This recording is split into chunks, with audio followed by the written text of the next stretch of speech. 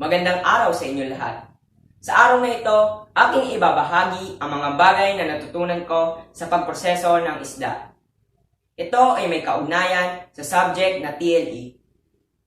Susubukan kong magluto ng Spanish sardines. Ang mga sangkap na aking gagamitin ay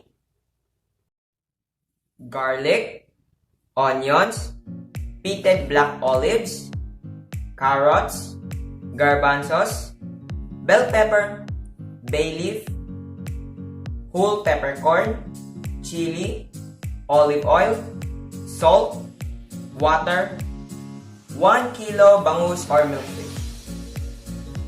Bago pala magsimula, itong milkfish ay tinanggalan ko na ng kaliskis. Pwede rin naman meron, pero depende rin naman sa iyo yun. Ito pala ay binabad ko ng kalahating oras sa brine solution. Ano nga ba ang brine solution? Ito ay tubig na may asin. At ano nga ba ang nagagawa ng brine solution?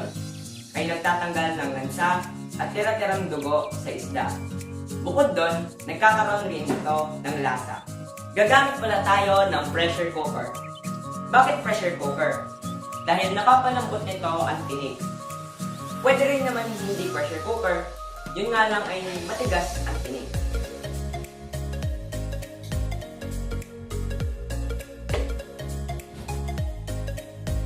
Natin ang bawang. Walang tamang sukat sa paglagay ng bawang. Mas maraming bawang, mas masarap. Sunod ang onions. Carrots.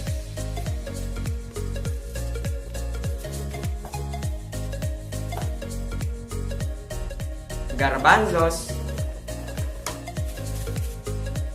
bayleaf,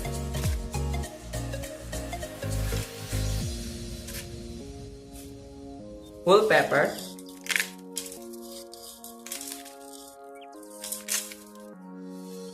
bell pepper,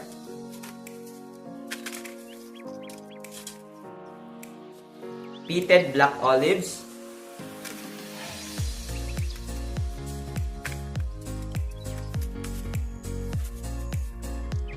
milkfish,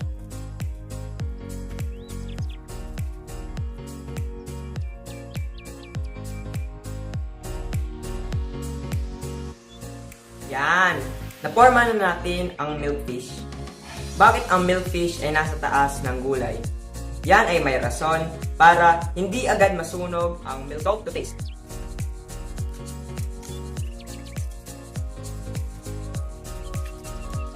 Siguro mga 1 tablespoon na asin pwede na. Chili.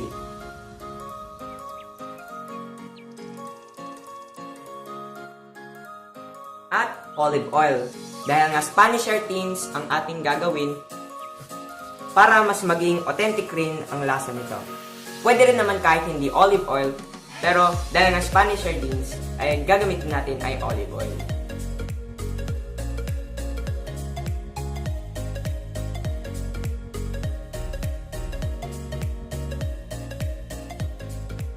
At tubig hanggang matakloban ang isda.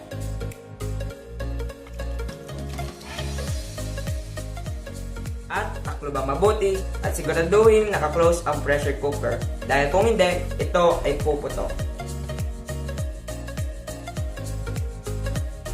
Ito ay lutuin sa loob ng 40 minutes to 1 hour. 1 hour later. Luto na ang Spanish sardines.